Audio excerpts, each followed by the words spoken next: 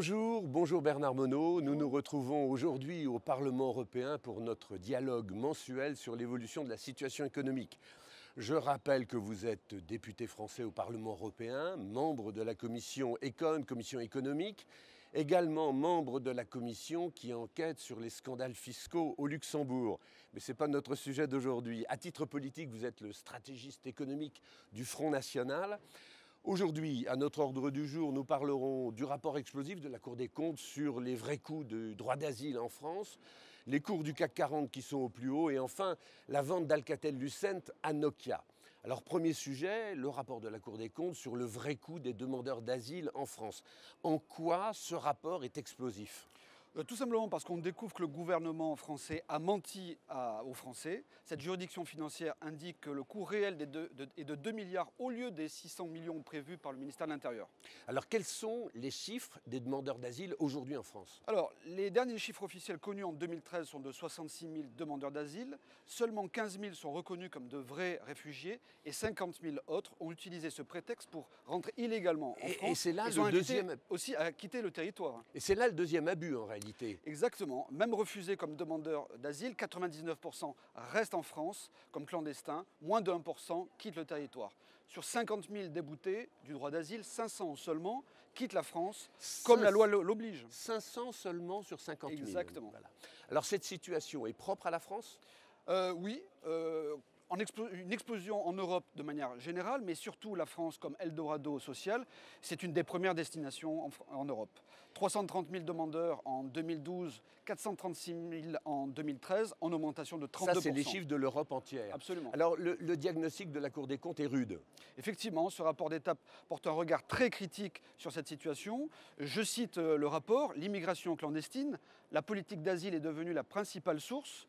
Sur les solutions, je cite, « Tant que la question de l'organisation systématique et rapide de leur retour ne sera pas réglée, le système ne pourra pas fonctionner correctement. Cette gestion des déboutés provoque une embolie. » Oui, là, vous citez le rapport de la Cour des comptes. Je cite le rapport, tout à fait, effectivement, même si les pistes de solutions rejoignent notre diagnostic et également notre programme. Alors pour vous, cette sous-estimation des coûts réels, vous pensez à une incompétence ou à une volonté de dissimuler la réalité ? Non, la Cour des comptes souligne simplement la duplicité du gouvernement. Elle émet des doutes sur la sincérité des objectifs fixés par le ministère de l'Intérieur.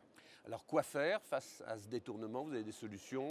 Il faut tout simplement retrouver le vrai sens du droit d'asile et non pas cette perversion idéologique qui en fait une nouvelle filière d'immigration, en plus de l'immigration familiale. Pourtant, l'Europe voulait qu'on en fasse plus en matière de droit d'asile. Effectivement, une recommandation de l'Europe irresponsable maintenant que nous connaissons la réalité des chiffres.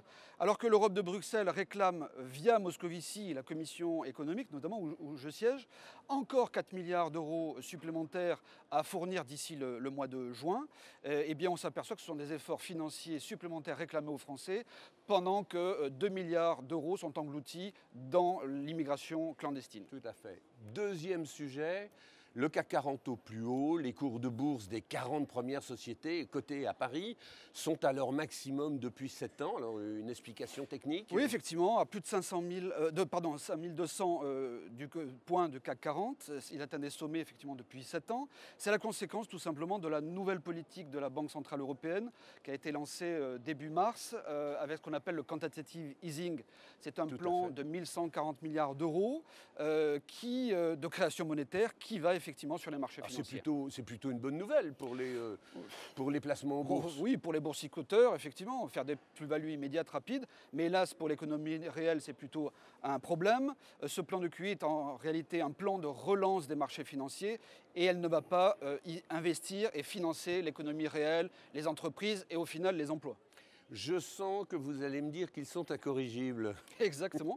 À croire que nos dirigeants n'ont rien appris, bien entendu, de la crise de 2008. Cette bulle financière ne cesse de gonfler avec voilà, cette dose permanente de création monétaire qui va, comme je vous l'ai dit, dans les marchés financiers, mais bien entendu pas dans l'économie réelle. C'est une économie casino, de la finance spéculative. Et en fait, oui, je le confirme, ils sont incorrigibles, voire pire pour certains, sont des criminels économiques parce qu'ils jouent contre leur peuple. Je vois. Alors revenons précisément vers l'économie réelle avec notre dernier sujet. L'acquisition par le Finlandais Nokia de la société française Alcatel-Lucent. Alors Alcatel, pour moi, c'est un des grands pavillons de l'économie française. Effectivement, française, mais aussi mondiale. Alcatel, c'est l'héritière de la CGE, la Compagnie Générale d'Électricité. Dans les années 80, c'était le fleuron de notre économie nationale. Et depuis, également dans un grand groupe mondial avec environ 210 000 salariés dans le monde. Grand groupe mondial, et que lui arrive-t-il? Alors pourquoi cette dégringolade aujourd'hui? Alors une série d'errements on va dire technocratique du ministère de l'économie français, avec des nationalisations, enfin nationalisation, privatisation, puis renationalisation. Voilà, donc c'est le résultat à la fois d'une certaine incompétence économique et puis, je dirais, d'opportunités politiques, puisque à l'époque, le gouvernement Balladur n'a pas attribué la licence à ce grand équipementier de la téléphonie. Et ça a été effectivement une erreur et déjà on n'a pas une absence de patriotisme économique. Notre champion national n'a pas été renforcé à cette occasion. Exactement, ça aurait pu être le cas, mais une absence d'esprit de patriotisme économique a malheureusement transformé ce problème de fusion. Aujourd'hui, Alcatel-Lucent, c'est quoi dans le monde, pour donner les ordres de grandeur? C'est quoi dans le monde et c'est quoi en France? Alors, dans le monde, c'est 55 000 emplois et en France, 7 000. Un chiffre d'affaires global de 14 milliards d'euros.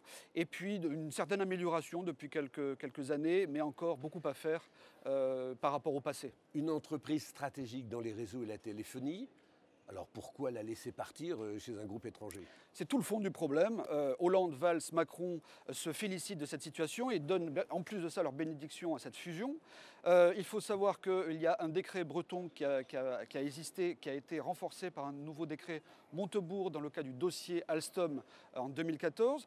Ça donne les moyens et les armes à l'État pour pouvoir agir s'il considère que effectivement cette fusion, en tout cas Alcatel, est une entreprise stratégique et malheureusement ils ne le font pas. Donc nous au Front National, nous réclamons l'application de ce décret 153.2 sur l'entreprise stratégique pour protéger Alcatel de la prédation de Nokia. C'est ça le protectionnisme intelligent du Front National. Alors c'est un groupe très mondialisé aujourd'hui. Quels sont les risques réels pour l'économie française, stricto sensu?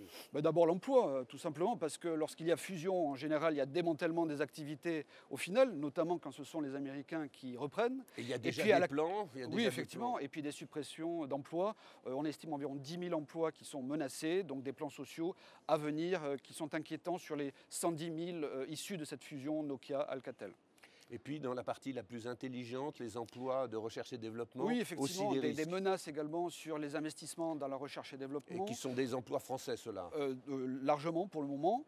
Donc une perte d'emploi possible, mais aussi voilà, cette substance intellectuelle française qui pourrait disparaître. Alors pourquoi le politique ne contrecarre pas cette perte de richesse française? Voilà, c'est l'éternel problème face aux dirigeants depuis une bonne trentaine d'années, que ce soit UMP ou PS.